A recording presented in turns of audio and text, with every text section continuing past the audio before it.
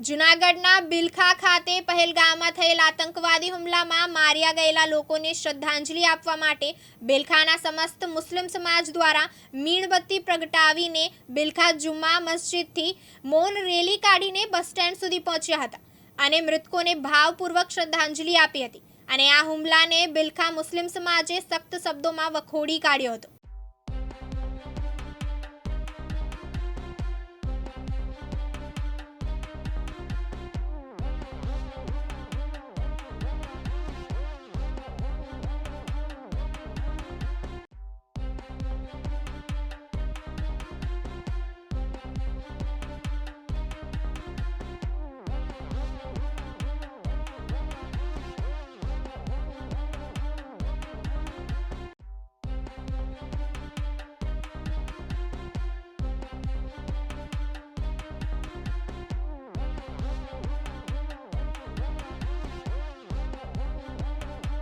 પ્રકાશ દવે સાથે યજ્ઞેશ ભટ્ટ, દિવ્યાંગ ન્યૂઝ, જૂનાગઢ।